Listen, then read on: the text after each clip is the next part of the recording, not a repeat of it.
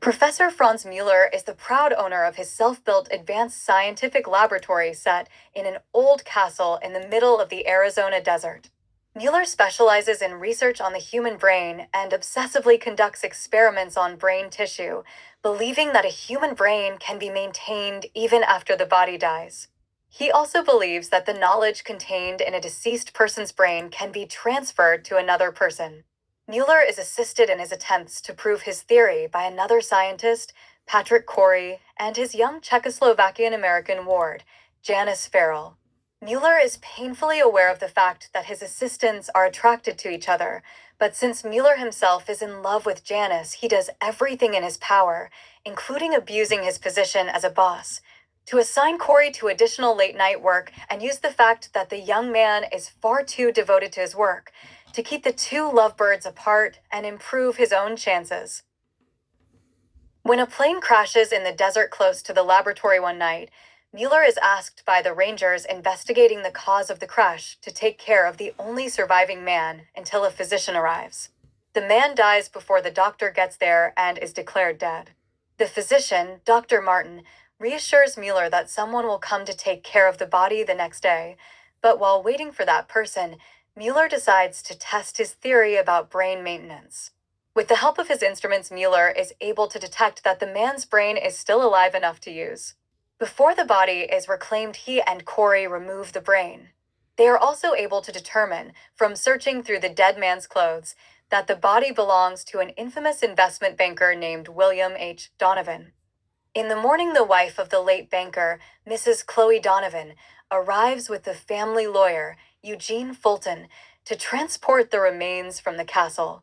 Upon arrival, the lawyer inquires of Mueller about the late Donovan's last words, and Mueller tells him that there were none, since the man died without regaining consciousness after the crash. Not believing that Mueller is entirely truthful, Fulton remains in the nearby area to further investigate the last hours of Donovan's life before he was declared dead. Despite Janice's pleading, Corey insists on staying at the castle to finish the experiment with the brain.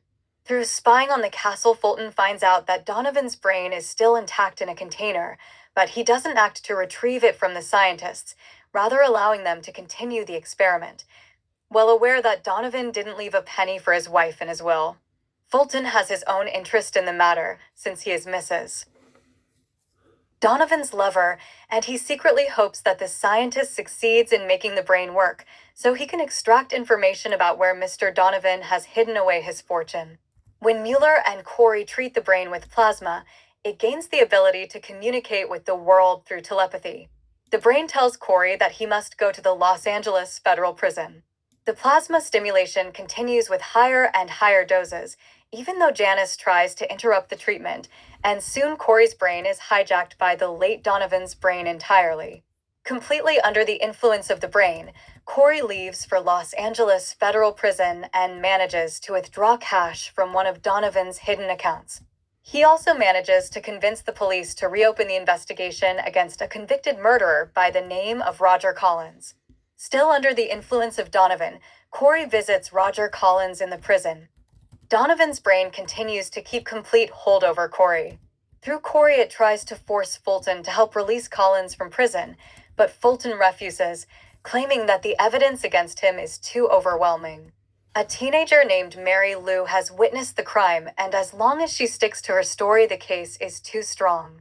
In an attempt to free Corey from the influence of Donovan's brain, Janice finds out from an investigator named Grimes, hired by Mrs. Donovan and Fulton, that Corey is trying to bribe the witnesses to withdraw their statements.